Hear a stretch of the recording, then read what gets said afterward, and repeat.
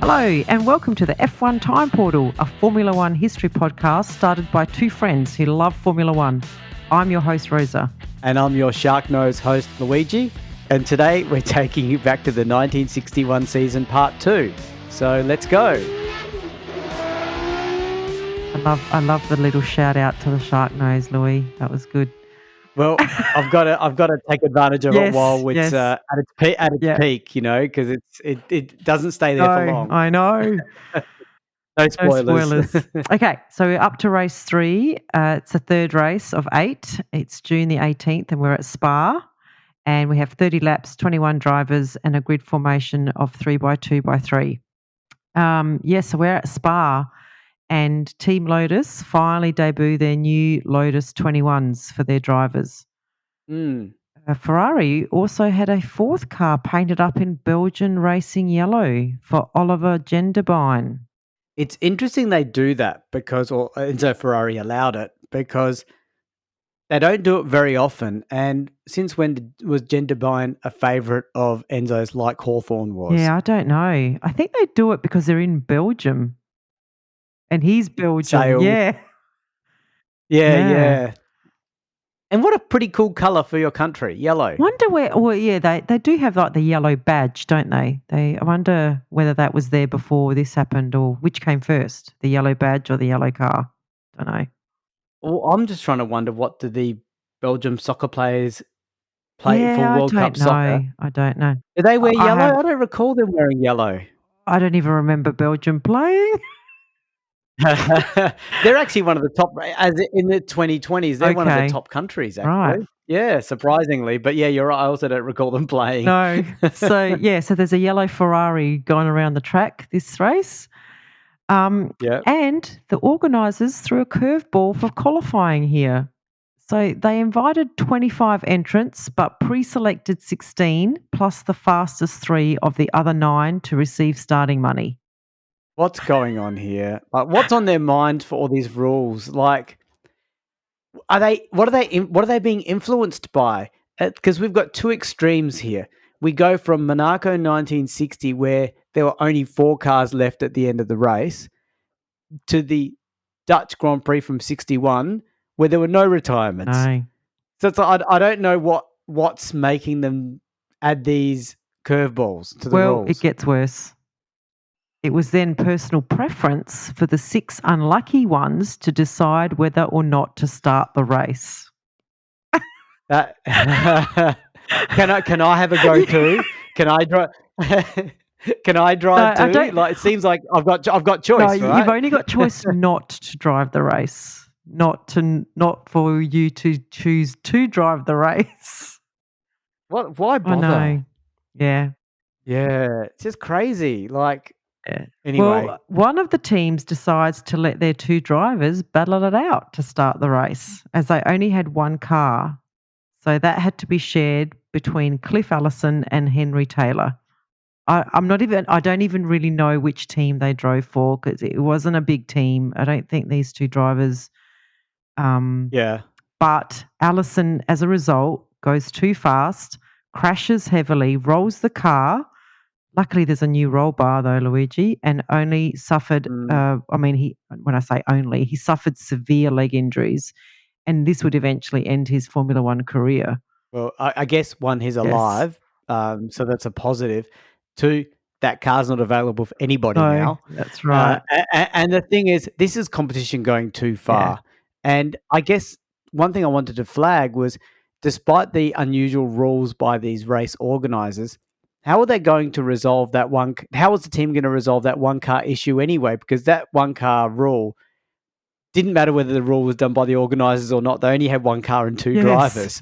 So this whole thing doesn't make sense. Even this little situation doesn't make sense. As if like the rules made them do this. No, they only had 1 car and 2 drivers. So weird. So after a lengthy delay, the Ferraris came out. And once again, they locked out the front row, with pole going to Phil Hill, second Von Trips, and third to the yellow, old V6 engined Ferrari of Genderbine.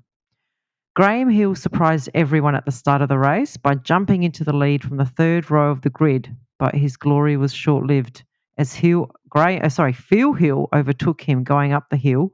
Man, there's way too many hills in this. And by the end of the lap, the other three Ferraris did the same. So after 25 laps, only 4 cars remained on the same lap as the Ferraris. This is real domination by the Ferraris. They're really well suited to this power circuit due to that fancy, shiny 120-degree V6 engine that they showed off. Yeah. But also, the old V6 is doing pretty damn good too. Oh, I love to see it. I loved reviewing this race. So Phil Hill and Von Trips crossed the line almost together, with Ginther third and Genderbine fourth. Surtees, the only British car to finish in the top 6. Moss 8th, Clark 12th. So, yeah, not a good performance by the British teams here. And I would say an almost record short-length race review. It makes me think this must have been a relatively bland race. Is that a fair way of putting it? Like, there were some retirements, but we're not going to mention all the retirements. And, it was just Ferraris extending their lead. Yeah. So on a power track, and Graham gave a little bit of excitement by jumping into the lead and all that sort of stuff. I don't mind talking about Ferraris being in the lead, but I didn't think our listeners would want to listen to 15 minutes of that. So, yeah, okay. Well, Phil Hill's now in the lead of the championship on 19 points. Von Trips is second on 18 points, all Ferrari. Sterling Moss is still up there on 12. He's not going to feature. I doubt it. This Ferrari is really dominant. Yeah. And Ginther's on 12. So remember, Ginther was leading at one stage. He's now definitely entrenched as the Ferrari, not number 1 or 2. And in the constructors, we have Ferrari leading with 22, Lotus is 12, and Cooper is 4. Now, at this stage, because the constructors only started in 58, Ferrari haven't won a constructors, have they? No, I think they did. I could be wrong. You could have to look it up, Louis. Maybe this is their first time leading one. Yeah, you're right, because Vanwall won the first one. Yeah, that's right. And I know Hawthorn won the drivers' championship, but Vanwall won the constructors. Yeah, they won it. So. Yeah, and then BRM. Yeah, anyway, I'm sure. Anyway, Ferrari's got one hand on the trophy. Let's just put it that way. Okay, so we're up to race 4 of 8. We're at the French Grand Prix. It's July the 2nd. We're at Reims again. There's 52 laps, 26 drivers, and a 3x2x3 grid formation. So after their overwhelming performance in Spa, the Ferrari team came to the fast Reims circuit, overwhelming favourites. And again, they locked out the front row with Phil Hill taking pole with 2 minutes, 24.9 seconds. Then Von Trips 1.5 seconds behind him and Ginther 0.4 seconds behind him. So these times were set in first practice, and Phil Hill and Von Trips didn't even bother with the next 2 sessions. So, I mean, on one hand, you can say that's arrogant, but they did have the speed to back it up. But also, this is an era of high retirements. Even though we're not seeing a huge amount of retirements from Ferrari, they maybe want to preserve their car. Yeah, that's right. Yep. So only Moss could get anywhere near these times, and he lined up 4th on the grid.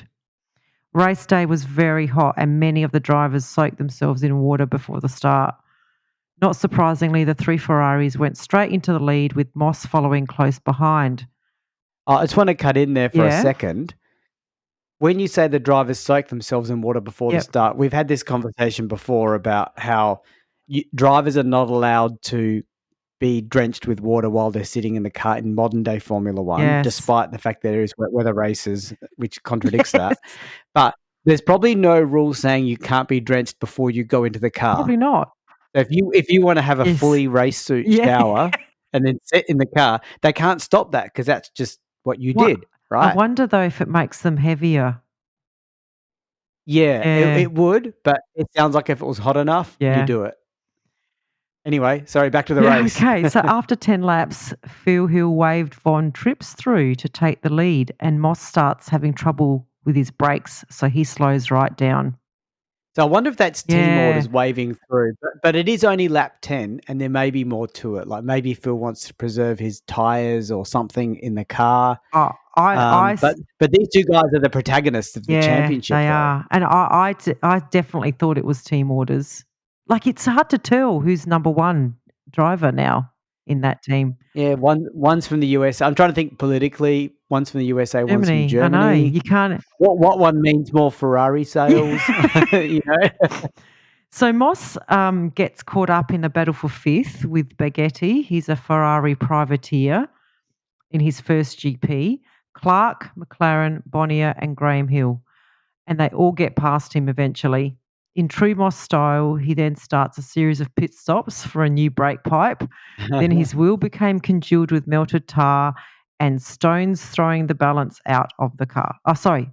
His wheel becomes congealed with melted tar and stones.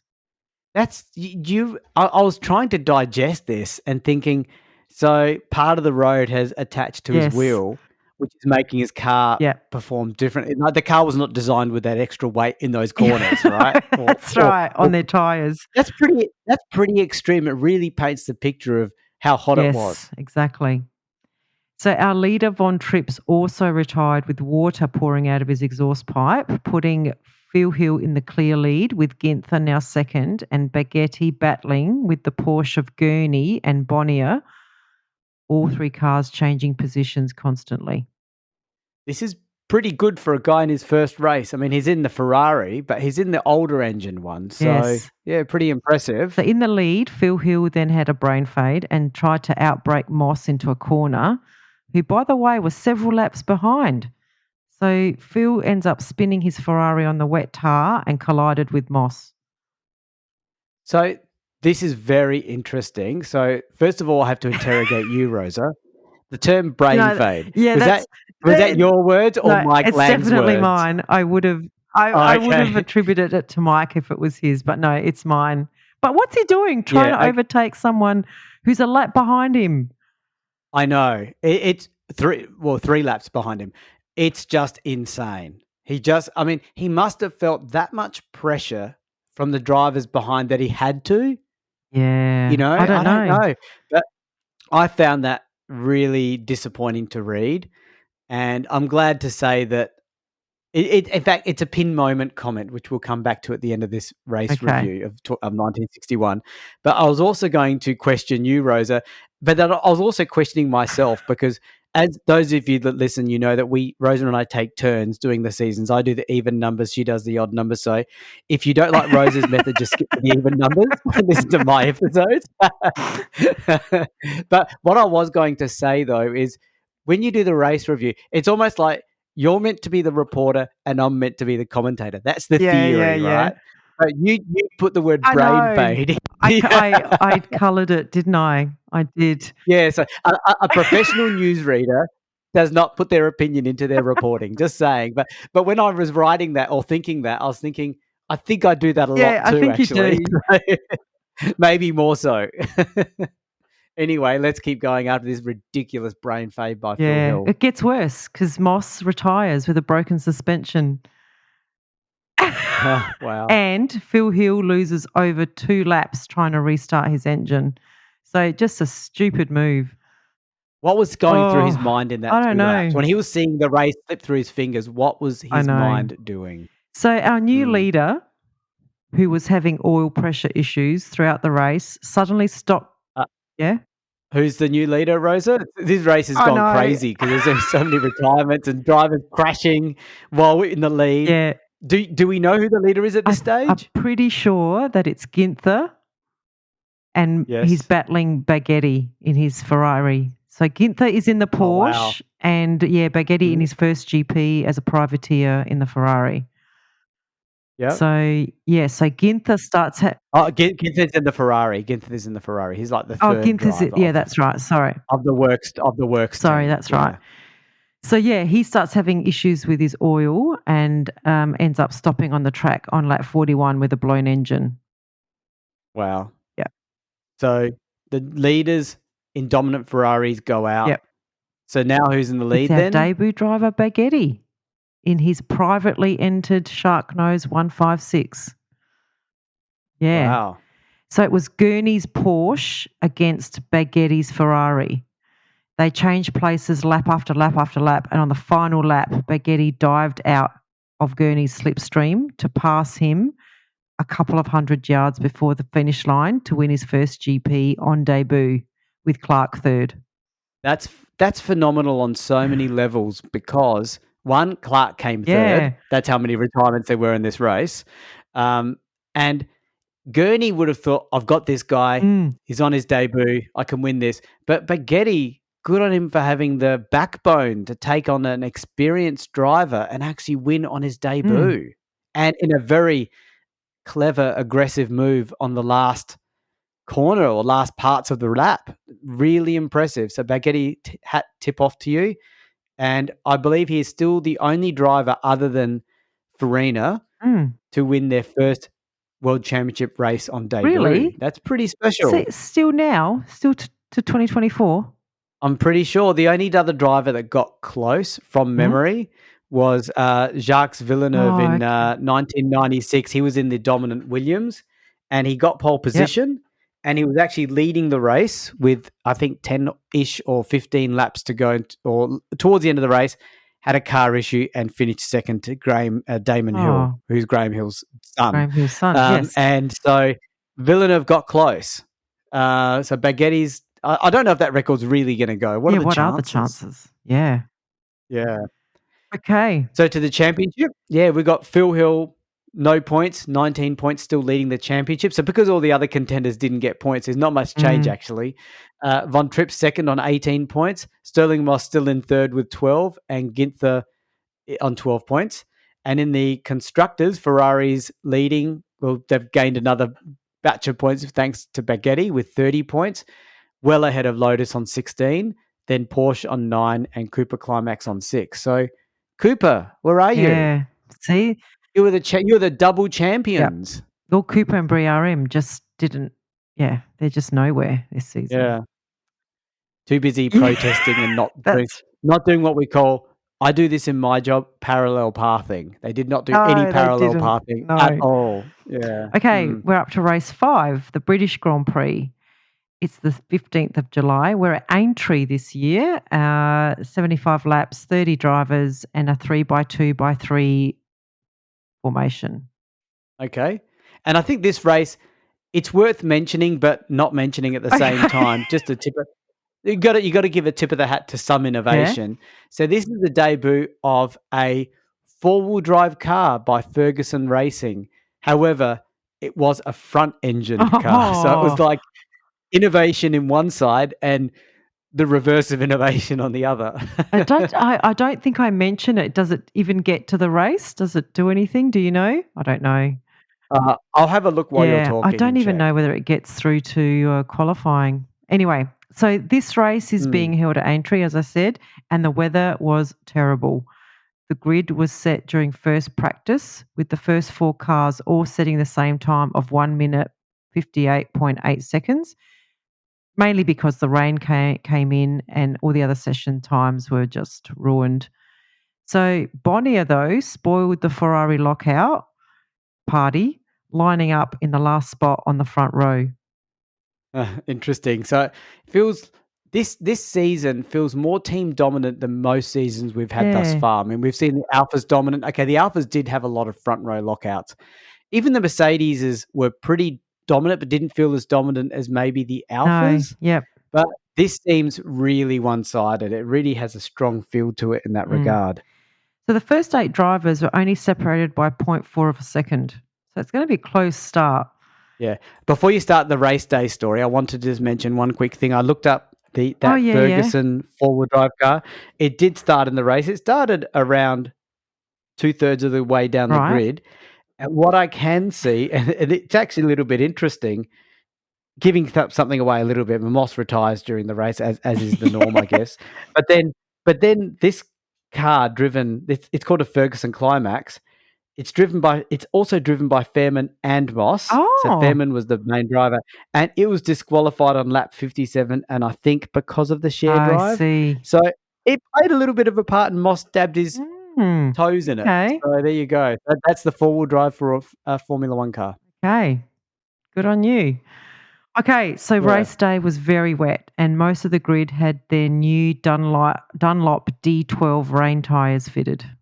So, look at this. Mm. Not cut No. tires. Did I hear you Yes. say they were not cut No. tires? So, our first rain tires. So, as we know, we've got a rule that if it's the first time mentioned in the Mike Lang book, it's the first time it Yes. happened. We know that's not necessarily fact, but it's a bit of a joke, but it's not far off the first time, I would suggest. But yeah, our first rain tires. Yeah. I think tyres are another very interesting kind of topic in Formula One, and it gets to a bit of a crux is it in the 2000s, Luigi, where we had that race with the tyres? Anyway, Oh, you're talking about Indy yes. 2004? Yes. 2004? 2005? 2004, I Yeah. think. So Yeah. I think, because it's interesting, Dunlop has taken over from Pirelli as the main tyre supplier for the Formula One cars for a couple of years now. Not seeing Pirelli Mm. anywhere. So now, Dunlop developed a specific rain tyre. I think, Rosa, I'm gonna note this down on our episode list. Yes. We've talked about we're gonna do a helmet Yes. episode. I think we've got to do a tyre Yep. episode. I think we do too. What was the drama of the tyres? Yeah. And, Yeah. as Absolutely. you said, I remember being surprised when you mentioned, "Oh, they're all Pirellis back, Yeah. back in the Yeah. 50s." Back in the 50s, it was all. And we're Pirellis Yeah. today. Exactly. So what happened? Yeah. Yeah. So by the Yeah. end of the first lap, the three Ferraris took up their familiar positions, with Phil Hill leading, followed by Von Trips and then Ginther. Moss was fourth, ahead of Bonnier and Clark. The conditions, though, were treacherous, and by lap 7, Phil Hill was lapping tailenders. He would have had the only clear track. Yeah. The traffic allowed Von Trips to catch and overtake Phil Hill, as did Moss, who then set on catching Von Trips. That's some pretty heavy traffic because look what it cost Phil Hill. Some drivers are not very good with traffic and some are awesome at traffic. And Phil Hill obviously was maybe out of his league a little bit with this weather. Is it the wet or is it the traffic? I don't know. Well, you said the traffic allowed. Yes. But I'm imagining the wet played a part. It would have played a part, absolutely. Well, Moss's skill in the wet was on display, and he was right up on Von Trips trying to find a way past him. However, he did spin in the wet, but he kept his car on track. Very rare mistake by Moss. He's normally pretty awesome in all these, especially in the rain. He's very good. So from then, he was happy to run in second for a few laps. Yeah. Probably best not to push his luck in the wet against the Sharknose. The mere fact he's even up there shows that the rain may have neutralised their dominance to some extent. Yes. So halfway through the race, the rain stopped and the track was beginning to dry. Von Trips extending his lead over Moss and Ginther, getting past Phil Hill to take third place. On lap 40, Moss started losing ground and was overtaken by Ginther.